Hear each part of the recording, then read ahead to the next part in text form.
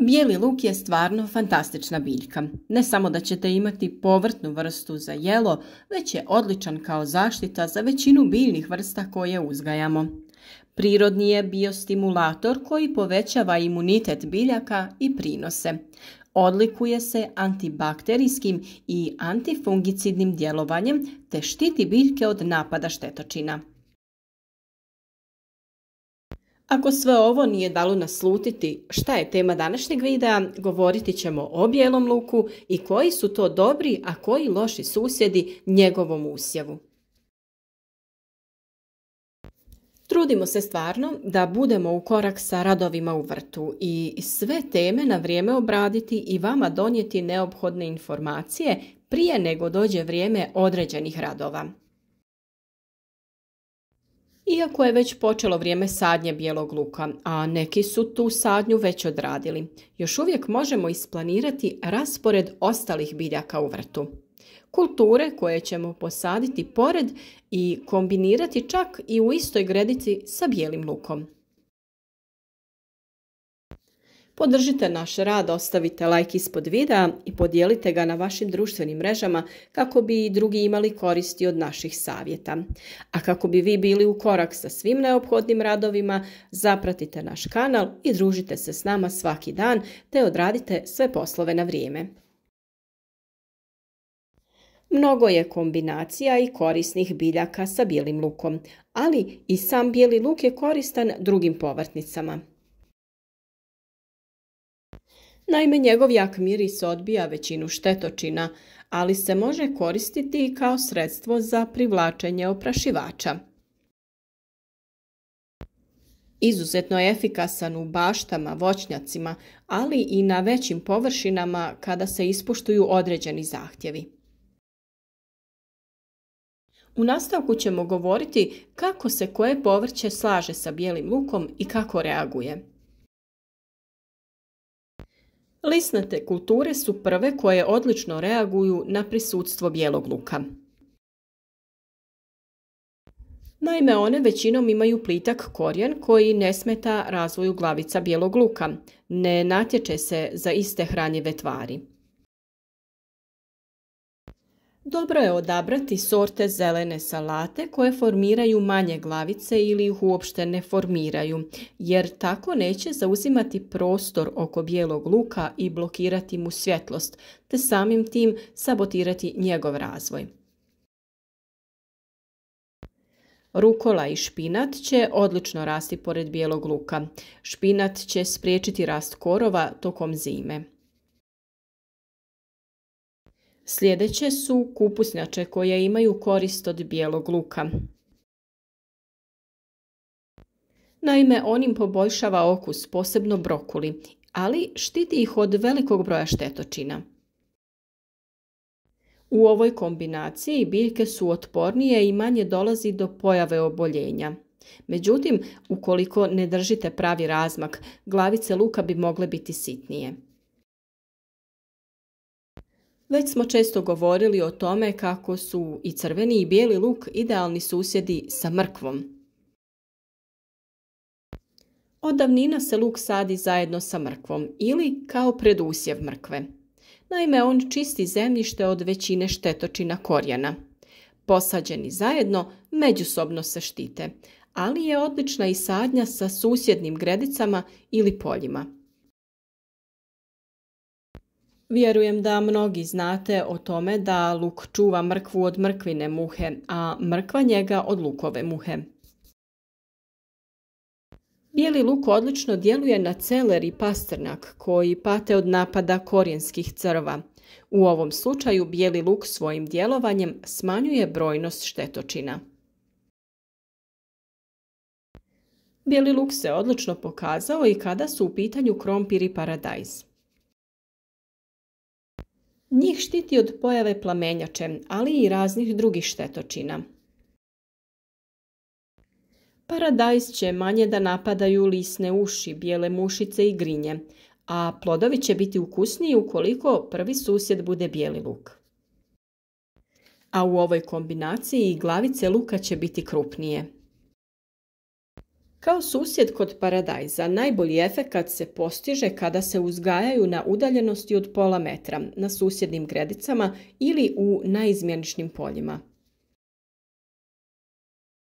Najveći štetnik koji svima zadaje glavobolje kod uzgoja krompira jeste krompirova zlatica. Kod krompira bijeli luk će svojim mirisom djelovati upravo protiv krompirove zlatice. Može da smanji napad, ali i njihovu brojnost. Isti efekat će imati i kada je u pitanju patliđan. Još jedna zanimljiva kombinacija jeste bijeli luk i cikla. Cikla neće oduzimati hranjiva bijelom luku, a on će nju štititi od gljivičnih infekcija, odbijati će muhu i puževe. A da li ste znali da paprike obožavaju bijeli luk? I pri tome ne mislim na recepte, mada se i tu odlično slažu, pogotovo u zimnici. Bez obzira o kojim paprikama je riječ, slatkim ili ljutim, one obožavaju bijeli luk. Može se koristiti u plodoredu, to jest da se uzgajaju jedna kultura nakon druge, ali se mogu i uporedo uzgajati. A još jedna važna napomena jeste da paprikama najbolje odgovara primjena pripravka od ljuske bijelog luka. To je ipak posebna tema koju ćemo posvetiti jedan poseban video o tome kako se priprema pripravak od bijelog luka i kako se koristi. Što se tiče krastavaca, oni su specifični i njihova reakcija zavisi od sorte ili hibrida, ali u većini slučajeva učinak je ipak pozitivan. Osim povrća, bijeli luk se odlično slaže i sa voćnim vrstama. Naime, najbolji je pratilac voćarskih kultura zbog svojih antifungalnih osobina, sprečava pojavu krastavosti na jabuci, smanjuje kovrđavost lista breskve. Većinu voćaka štiti od napada lisnih ušiju, grinja, mrava, puževa i drugih štetnih insekata, a svojim mirisom tjera zečeve i srne. Tako da ukoliko imate lijepo obrađen prostor ispod voćaka, slobodno možete posaditi bijeli luk. Često smo ga spominjali u kombinaciji sa jagodama. Izuzetan je kada je to u pitanju jer ih štiti od štetočina i od bolesti, posebno botritisa, to jest truleži plodova jagoda. Ukoliko se ne pazi na razmak, problem može biti u tome da glavice bijelog luka ostanu male, a dobro je da se uzgaja i prije jagoda kako bi se očistilo tlo. Bilo bi čudno da ne odgovara i bobičastim kulturama, zato malini i kupini odgovara prisutstvo bijelog luka. Smanjuje brojnost insekata, posebno mrava, tjera lisne uši i grinje od ribizle. Vinova loza također voli prisutstvo bijelog luka jer će biti zaštićena od štetočina, a pojava plamenjače će biti sporija, što vam tu daje vremena da je zaštitite. Možda će vam sljedeća informacija doći kao iznenađenje, ali vrlo je koristan i u cvjetnjaku. Naime, odličan je kada je posađen pored ruža jer ih štiti od štetočina i gljivičnih oboljenja. Od ljekovitog bilja najbolje se slaže sa kamilicom, hajdučkom travom, koprom i estragonom. U ovom slučaju kamilica je tu da štiti bijeli luk i poboljšava njegov okus, a on zauzvrat nju štiti od lisnih ušiju i drugih štetočina. Sa druge strane, estragon vrlo pozitivno djeluje na krupnoću glavica bijelog luka. U prošloj sezoni ste mogli primijetiti da često uzgajamo različito cvijeće razbacano po cijelom vrtu. Prva uloga je to što privlači dosta oprašivača, a svo to cvijeće ima posebnu ulogu kod zaštite povrtnica. Tu u priču dolazi kombinacija nevena i bijelog luka. Posađen zajedno sa nevenom, bijeli luk daje neku svojevrsnu baštensku ogradu koja predstavlja prirodnu barijeru za većinu štetočina i tako sprečava njihovo naseljavanje u unutrašnjost bašte.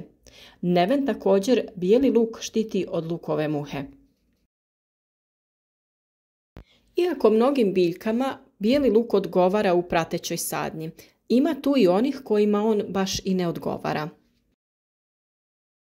Na primjer, sve mahunarke poput graška, graha ne reaguju dobro na blizinu bijelog luka. Ukoliko ste u mogućnosti, njih posadite na suprotnu stranu vrta.